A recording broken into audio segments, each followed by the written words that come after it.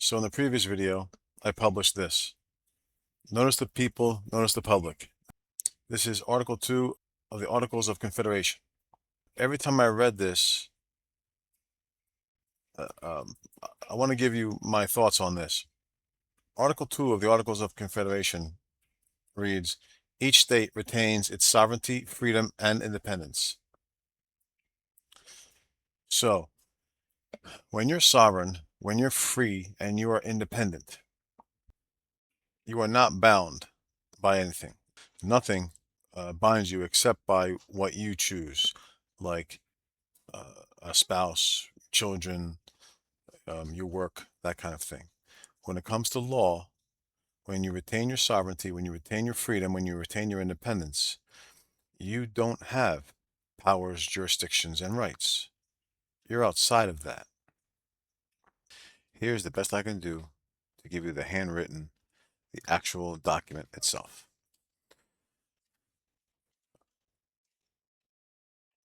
So, in the Articles of Confederation, you have Article 2 here. They wrote it. Each state retains its sovereignty, freedom, and independence, and every power, jurisdiction, and right which is not by this Confederation expressly delegated to the United States in Congress assembled. So it's written the same way.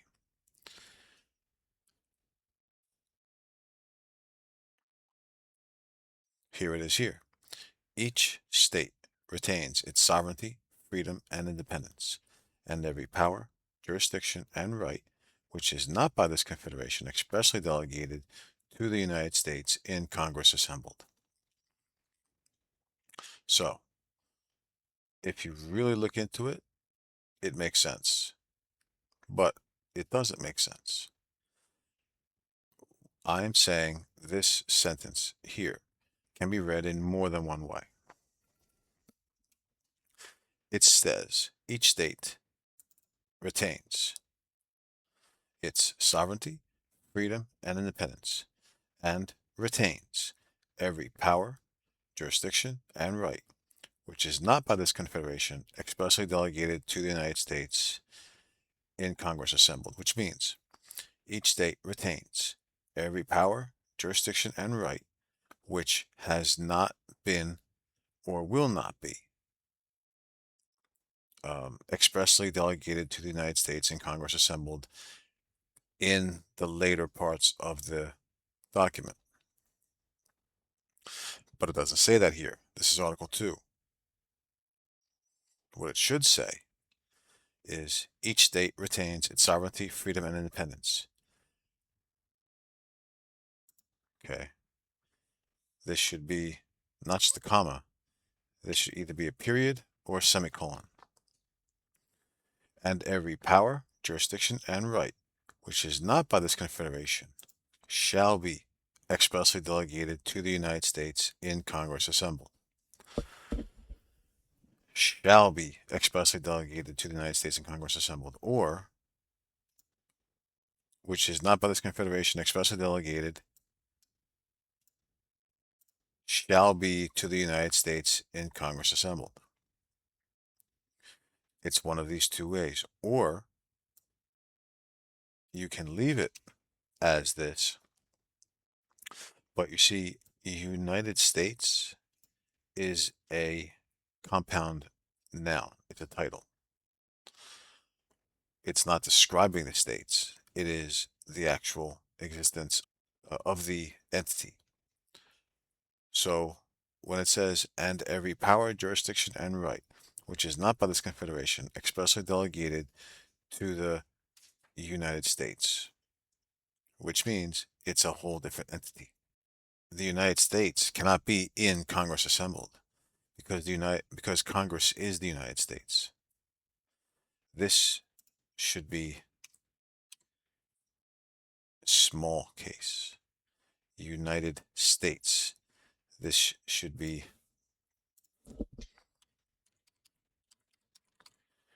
to the combined states in Congress assembled. in Congress assembled is the United States.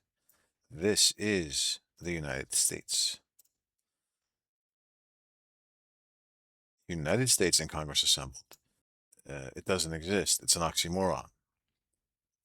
The United States is Congress assembled. It's not the United States is going to be in Congress. The United States is Congress. This is also a fallacy. Not to mention what I said before, how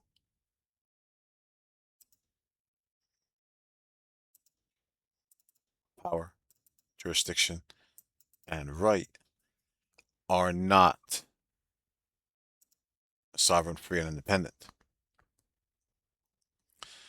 It's not the same thing.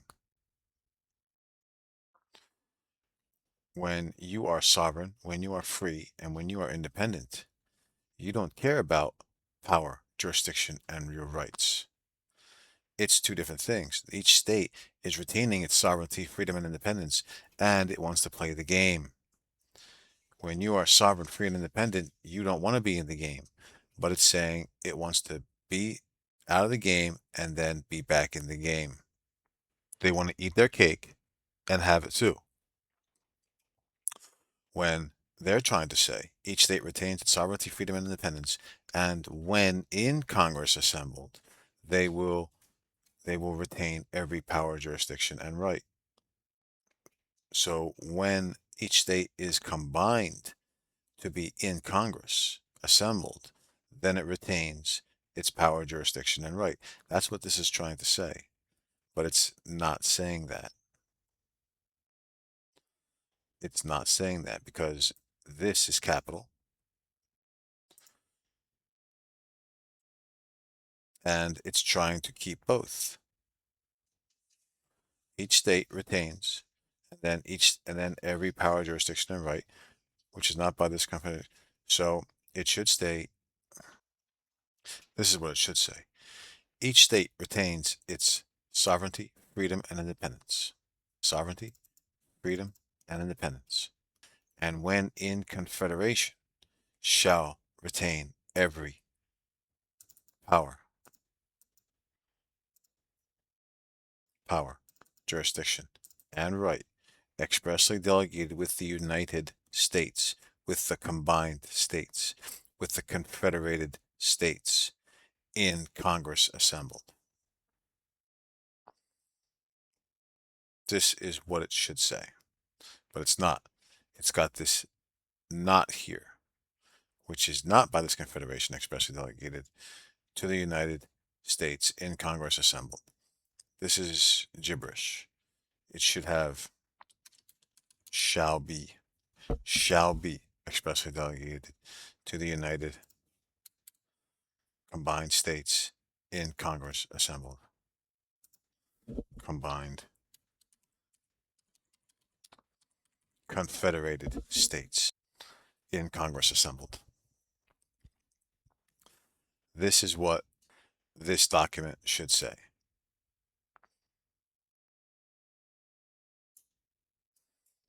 So my notice is correct. I am pointing out the imperfection. I am pointing out the imperfection. So again, I am pointing out the imperfection.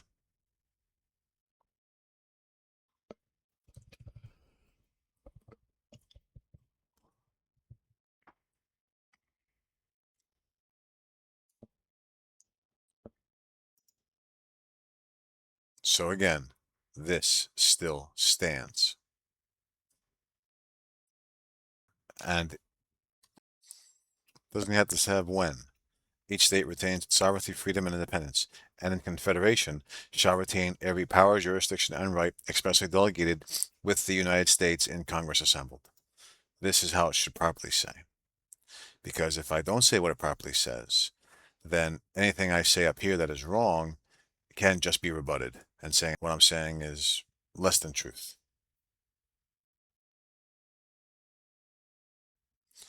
But this in my chart is telling me I am telling the truth.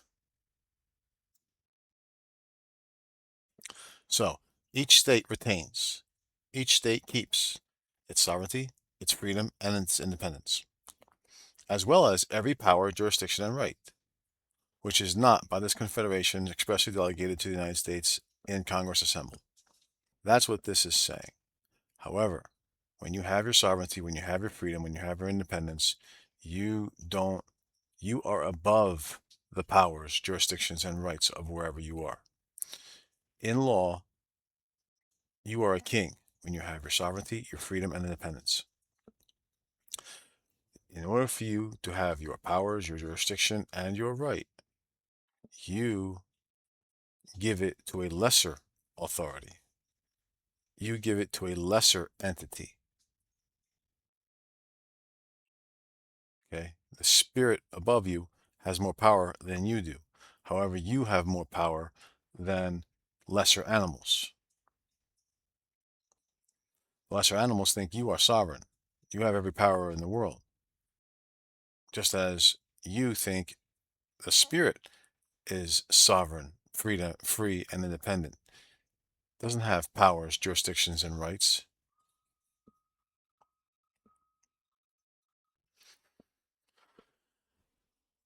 So that was my thinking when I read this. It just seemed a little vague. My understanding of the words here. And basically, any grammar mistake we are held liable for in our documents, and even when you go to court, you state your name. You say your name, and then you are putting it under the state. Is this your debt? And if you're trying to say it's not your debt, they'll say, well, how did this debt get into here? It says, well, it's your debt. They give us mistakes. So this is a mistake. In the foundational document that allowed irresponsible authority to hand off the nation's assets to third-party banks who steal our homes for dominion over the public via asset failure management. Okay, we're talking serious stuff here. Serious stuff here. So that's my thinking in this one. I'm throwing it out there. But this is law. You take something and you argue it. It's a mistake. It's not clear. And if it's not clear, it shouldn't be law. Now, the territorial government is one of 3 levels of the federal government. And I want to go over this because this is not all that well understood either. We start out with all of the power being vested in the people. Then we go to the county level. And in the land jurisdiction, which we are all part of, the land jurisdiction government of the county is vested in a jural assembly. Not a jural society, a jural assembly. So we start out and we organize our government as a jural assembly at the county level. Then the counties get together and they organize their government via a state assembly process at the state level. And then finally, we have a Congress of the states. And that's a national level. Now, let's not forget, I told you about every state, how they are basically built their constitutions on the legal framework of a trust. The last of the original 13 colonies to be made into a state was Rhode Island in 1790. And even they, in their negotiation to become a state, said, we agree that all power is naturally vested in and consequently derived from the people, and that magistrates, therefore, the judges, therefore, are their trustees and agents, and at all times amenable to them. Trustees and agents. It's a trust document.